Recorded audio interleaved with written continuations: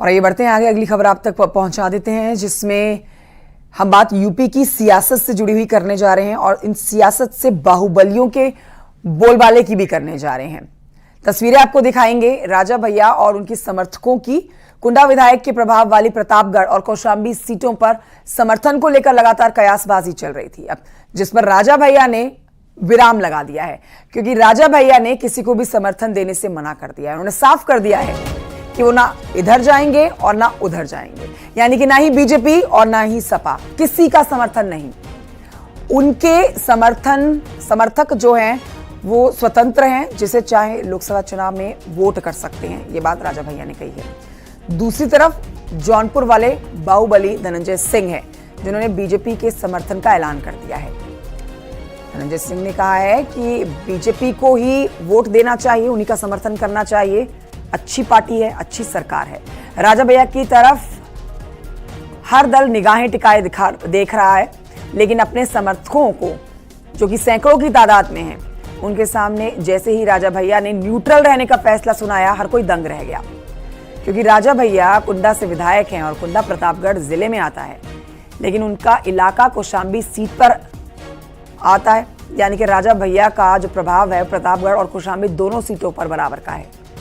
अब सवाल उठता है कि क्या राजा भैया आगे अपना फैसला बदलेंगे या फिर न्यूट्रल रहने का जो फैसला है उसी पर कायम रहते हैं। देखिए इस पर एक खास रिपोर्ट।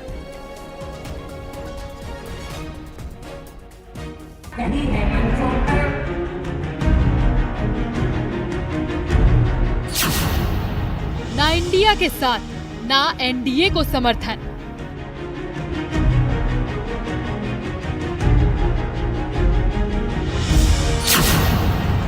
चौबीस के चक्रव्यूह में राजा भैया की अलग धुन।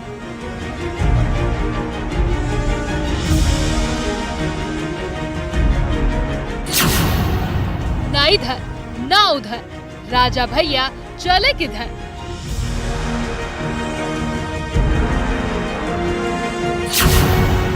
आसमान से सूरज आग उगल रहा है, लेकिन सूरज की गर्मी से भी तेज तपिश सियासी पारे की है, क्योंकि यूपी का सियासी पारा इतना हाई है कि मौसम वैज्ञानिक भी यहाँ के सियासी मूड को समझने में नाकाम नजर आ रहे हैं। इसका ताजा उदाहरण है राजा भैया।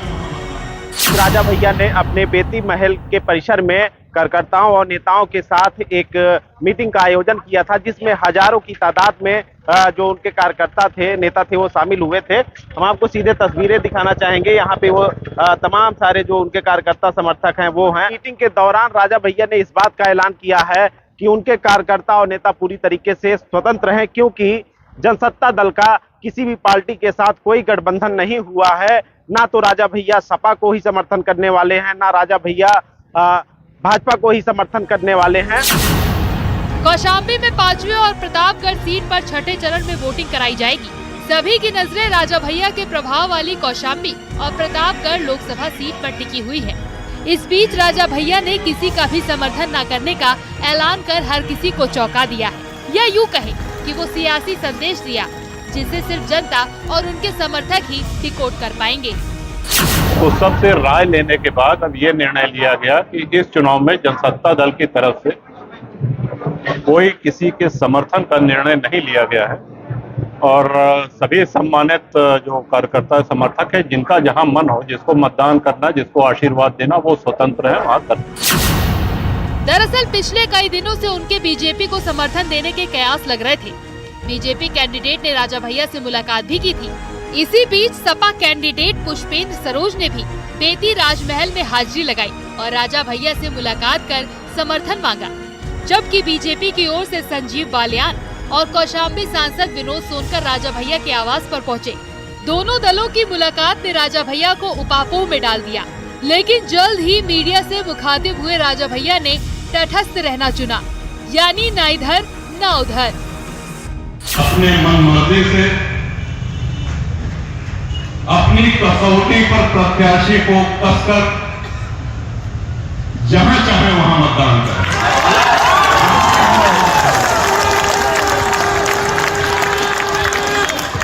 हर लोग किसी को मतदान करना चाहेंगे, कोई किसी को करना चाहेगा।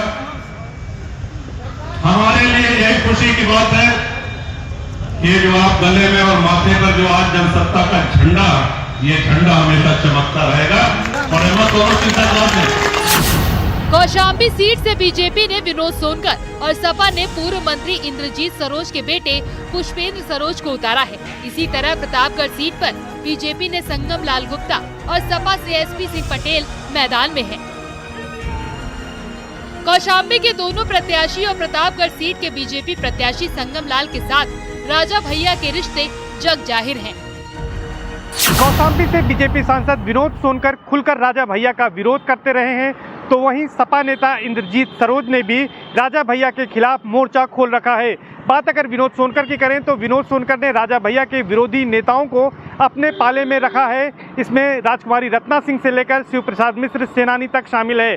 तो वहीं दूसरी ओर संगम लाल गुप्ता की अगर बात करें तो संगम लाल गुप्ता प्रतापगढ़ में अपनी अलग सियासत करते रहे हैं। कुल मिलाकर प्रतापगढ़ और कौशाम्बी सीट उम्मीदवारों के साथ राजा भैया के रिश्ते 36 के हैं। इसीलिए माना जा रहा है कि राजा भैया ने किसी को भी समर्थन न देकर जनता पर छोड़ दिया है। राजा भैया का जो कुंडा, जो उनकी भद्री रियासत है कुंडा में, वो जिले के तौर में प्रतापगढ़ में आता है और संसदीय सीट कौशाम्बी है। कौशाम्बी और प्रतापगढ़ के जो समीकरण हैं अगर उस पर गौर करेंगे तो कौशाम्बी में चाहे विनोद सोनकर हो या प्रतापगढ़ में संगम लाल गुप्ता, राजा भैया से 36 का आंकड़ा जग जाहिर है। राजा भैया की पूरी कोशिश इसलिए भी रहेगी संतुलन साधने की कि वो किसी को नाराज भी नहीं करना चाहेंगे और किसी के पक्ष में भी खड़े होना नहीं दिखना चाहेंगे, क्योंकि उन्हें पता है कि इन सीटों पर कोई बहुत किसी के पक्ष में ना तो बहुत ही हवा है, ना ही ऐसा हो रहा है कि कोई सत्ता बहुत बदलने की भी कोई बयार दिखाई दे रही है। पिछले दिनों राजा भैया की बेंगलुरु में केंद्रीय गृह मंत्री अमित शाह से मुलाकात हुई थी। इसके बाद कहा जाने लगा था कि राजा भैया कौशाम्बी और प्रतापगढ़ सीट पर बीजेपी को अपना समर्थन दे सकते हैं। इसके बावजूद राजा भैया का न्यूट्रल रहने का फैसला बीजेपी के लिए झटका माना जा रहा है। ऐसे में सवाल उठता है कि राजा भैया के न्यूट्रल रहने के क्या कारण है। Bureau report, news 18।